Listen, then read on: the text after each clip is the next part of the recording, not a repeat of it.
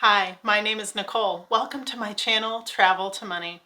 In this video, I will tell you why Montenegro is an undiscovered hidden gem in Europe, why you should definitely have it on your travel list, and we'll also talk about the pros and cons of visiting there. If you are new here, I have created this channel to help you learn about how to travel, adventure, and have fun on the road to financial independence. I have traveled the world, both solo and duo. I paid off a house in Spain, plus I have worked smarter and harder to help me move toward financial independence. I believe that the road to financial freedom can and should be fun. I hope that you'll subscribe and join me on this journey no matter where you are starting from. Have you ever heard of the country Montenegro? Until 2016, I hadn't. I had no idea what it was, where it was, who was there, or anything else. When I was planning my second trip around Europe, or the world I should say, because we did go to Indonesia and Egypt, and I'm pretty sure those aren't in Europe. Anyhow, you might have heard me talk before about the Schengen area of Europe. These are mostly Western European countries, and they are generally borderless, so you don't have to show your passport when you travel between them. However, as a traveler, it also means that you are limited to 90 days within that entire area. And well, that just sucks. It really limits the time that you can spend in places like France, Spain, Italy, Switzerland, and many other wonderful places. So what's the good news? The good news is that it forces you to get creative if you want to stay in Europe longer. And in this situation, it will make you look at countries that maybe weren't on your initial travel list, but I'm here to tell you they should have been. Enter Montenegro. I have traveled to nearly 20 countries, and I would say that Montenegro is in my top 5 to 7 countries. Now, it wasn't always the easiest place to be in, but we'll get into the pros and cons in just a bit. One of the main reasons that many people haven't heard of Montenegro is that it just became independent as a country in 2006. It is nestled on the Adriatic Sea just between Croatia and Albania. Plus, it's pretty small.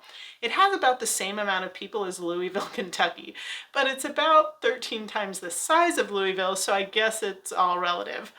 I wonder if anyone else has ever Googled the square miles of Louisville and Montenegro and compared. Well, let's move on. Montenegro has everything from glorious Balkan mountains to stunning Mediterranean beaches. One of the reasons this little country ranks so high on my list is because of its beautiful and often untouched nature. When it comes to the outdoors, it is probably in my top 3. I hope you're getting an idea of just how beautiful it is. Another great reason to visit is that it is relatively cheap, but this area can be a little bit tricky, so let's dive into this category with pros and cons, starting with accommodation. One of the reasons I decided to go to Montenegro is because I was able to book a 3-bedroom house on Airbnb for less than $275, not per night, per month. Remember, when you book an Airbnb, it includes utilities and usually things like a kitchen and Wi-Fi, as long as you have those amenities selected. Now imagine if you were to split the cost of that 3-bedroom house with 2 other friends. Each person's share for the month is less than $100. I'm sorry, but that's insane. Is every place in Montenegro going to be that cheap? No. But the point is there are deals to be had. Now let's move on to transportation. My friend and I went to Bar Montenegro, and once we arrived in Podgorica, we took a taxi to the train station, a train to the town of Bar, and then another taxi to our house. We were not planning to rent a car during our stay. We are accustomed to walking, so most days we would walk 20 minutes to the heart of the little city and work outside at a restaurant beachside or enjoy some mushroom soup somewhere. We decided not to rent a car initially because the cost of a car rental was more than our Airbnb. And this is something I want to caution about for budget travelers. Just because housing is inexpensive doesn't mean everything else will be. Montenegro is in general a very inexpensive country to visit, especially compared to the United States. But for car rentals, there just aren't a ton of cheap options. Your best bet is to stay in a city where you can walk to most places you need, and to also be close to transport for things like trains and buses that you can take to other cities. But again, it all depends on what you consider to be a good deal. I was used to paying less than $1 per day to rent a car in Spain. So to pay 10 times that amount just seemed crazy. In reality, $10 a day for a car rental isn't all that bad. Ultimately, we ended up renting a car a couple of different times during parts of our stay, and we would plan those rentals around our weekends and times that we would want to visit other cities. And also that one crazy drive to Albania where we got into a car accident in one of our rental cars. Don't worry, our car had no damage, so it all worked out okay, but yeah. Can we just take a moment to say that Albania is not the safest place to drive? You literally cross the border and almost everyone you see is driving like a bat out of hell. What does that even mean? Another thing to consider is the price of flights. There are two international airports in Montenegro. I'm sure there are great deals that you can find, but it's probably not often that you will find a flight for 20 euro or anything like that. If you are in a neighboring country, you can also take a bus. When we left Montenegro, we took a ferry and then a bus that drove us into Croatia. There are all kinds of options that are reasonable, but I wouldn't expect them to be dirt cheap.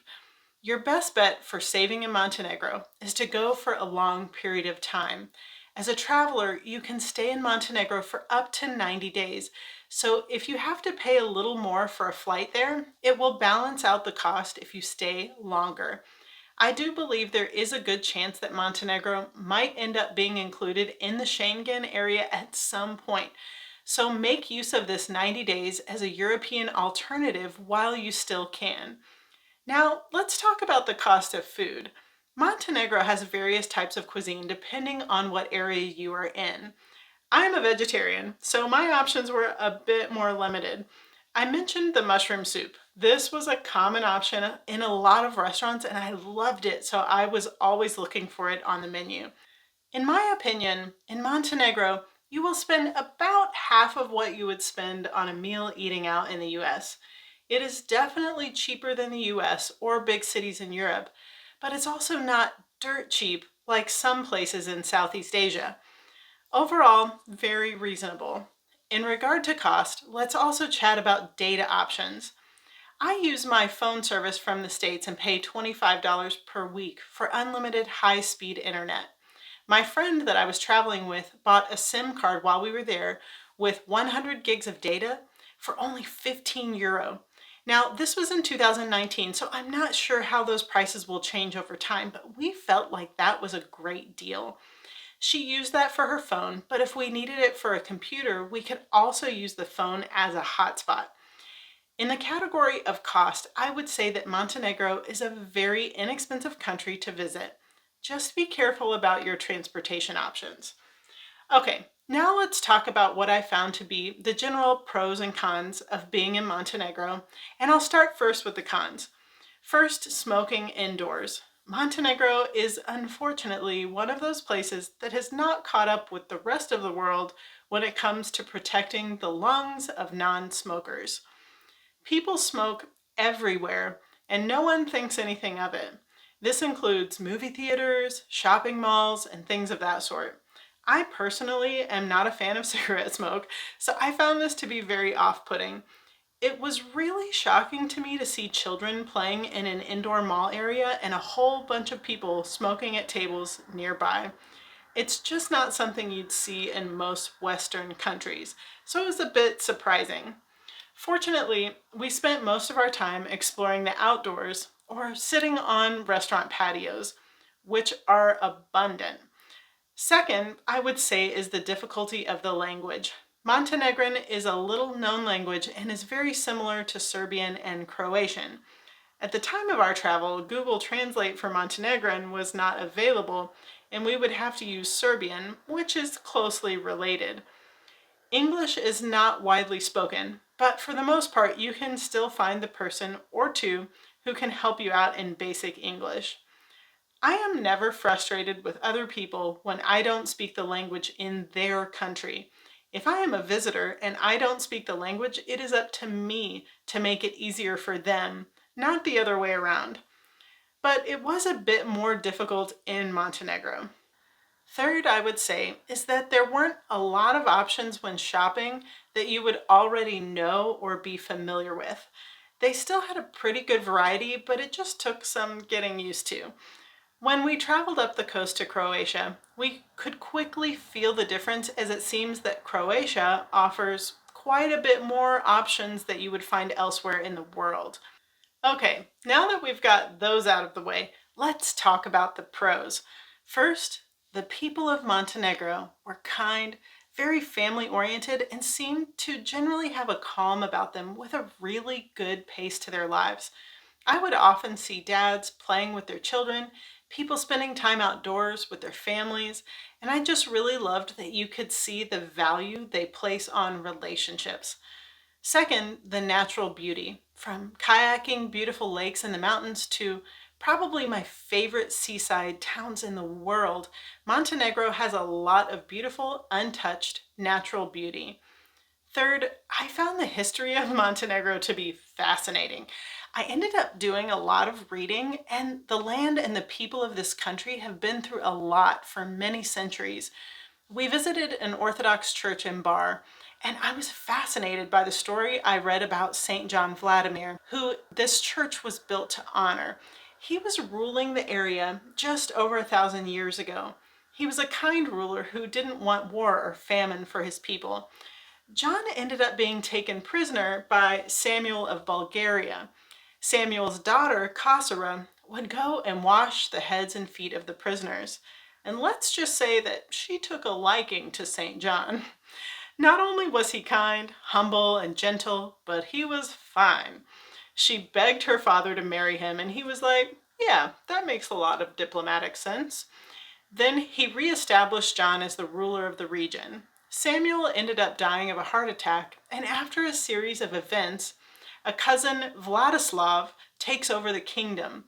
John and Kasara are just going about their lives, living for God and taking care of the people. Vladislav holds a party and invites John to come. Kasara is like, no, I smell something fishy. But you know what John did? He went anyway.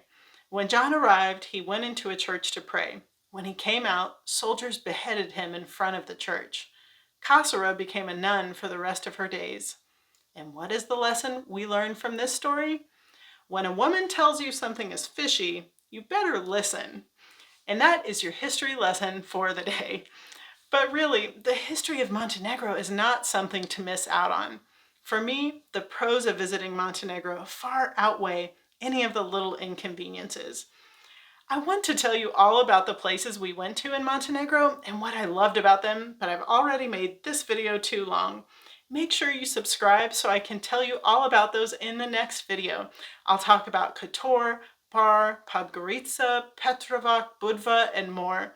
So subscribe and join me on this journey where travel and fun build financial freedom. I can't wait to see where your dreams will take you.